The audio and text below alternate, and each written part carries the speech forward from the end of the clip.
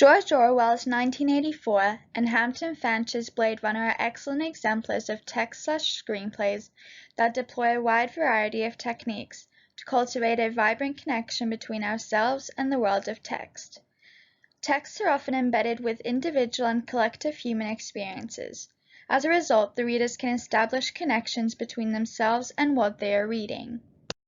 In 1984, Orwell uses simple and despair-filled language, motifs of urban decay set against the symbolism of omnipresent power, as his primary technique to enhance the connection with the reader.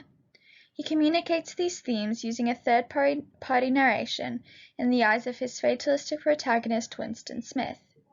George Orwell expounds upon the duel between conformity and resistance, the theme of universal oppression, and the ways in which people adapt to their environment. Orwell wrote 1984 just after World War II, during the rising of power of dictators such as Adolf Hitler and Joseph Stalin.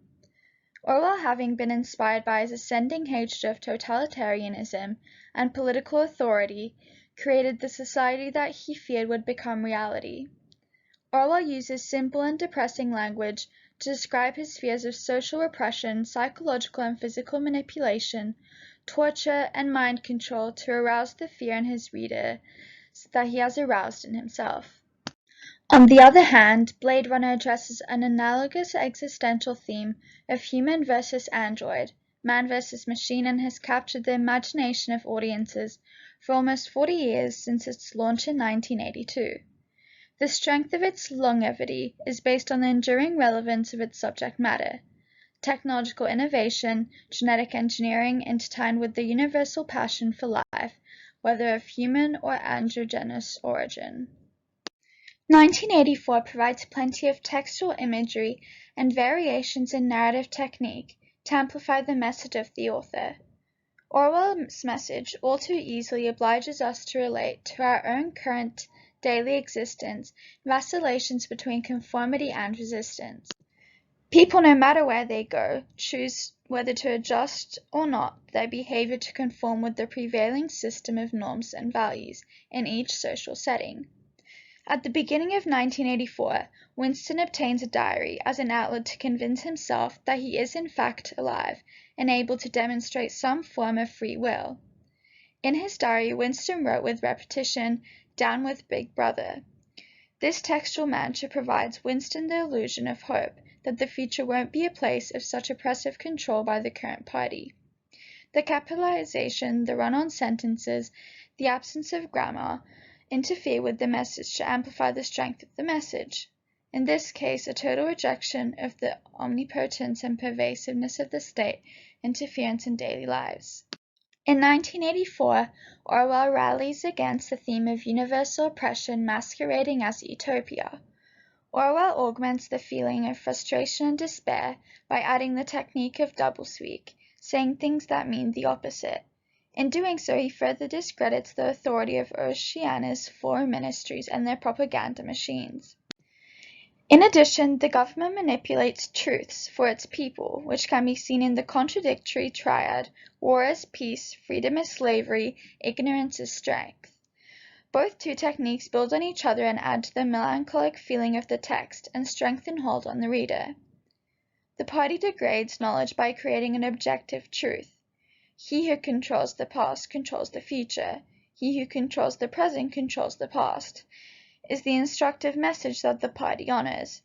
This can be applied not only to the dystopian world, but to the entirety of human history. As we know it, our own history has been written up by the ones privileged enough to write it. Winston's frustration with the need to conform to the government is played out in our current lives. The overt pressure that social networking places on individuality, look, and image has a very big brother tinge to it. The need to constantly Photoshop one's appearance is a form of forced conformity of what is an expected look and feel for a large segment of today's population. The heavily mandated compliance with vaccination, with government's current flavor of the month vaccine, is piped out on TV, radio, and print almost every day. Resistance is increasingly punished by the inability to participate in normal human activities, sporting or social events. 1984 explores the different ways in which people can adapt to their environment, largely through the eyes of its protagonist, Winston Smith. The literary third-person narrative, with the focus on the development of one central character, allows the reader to emphasize with enjoying the journey of the protagonist in intimate detail. The same cannot be said of the rest of the population's views, which are more distant, general modeled on a stereotyped conformity. As a result, we have the wide-angled lens view of the residents of Oceania, who just conform to society's ways and don't question it. Through Orwell's distant third-party narration, when it comes to describing the masses, we can contextualize and feel the power of Big Brother and the state, as it broad brushes the complete compliance of Oceania's population. The reader can feel thus overwhelming force. Winston, being the primary antagonist of the text, mourns the loss of an ancient time, where people could still experience love, tragedy, and friendship. The triad of love, tragedy, and friendship demonstrates his key values that he would like to reobtain. Blade Runner addresses an analogous existential theme of human versus android, with the universal passion for life, whether of human or androgynous origin. Humanity has always had a complex relationship with technology and the role it plays in our lives. Technology is a very useful tool, but there has been an everlasting concern that the overuse of it could demolish humanity. In Blade Runner, replicants were bioengineered humans composed of organic material. They had the virtual design of a standard adult but with superior gifts. The replicants then went renegade and are now a threat to humans as some return to Earth.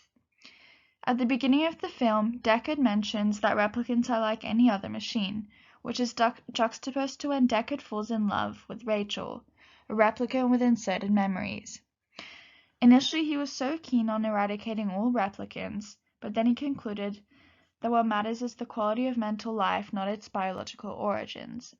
On a deeper level, this relates to the human experience of love and the sacrifices that can be made to pursue that love. This can be seen in the disregard of care, in that Rachel is not a human, but is still very much lovable. The art of text and its seduction of our senses is crafted and at work in our daily lives.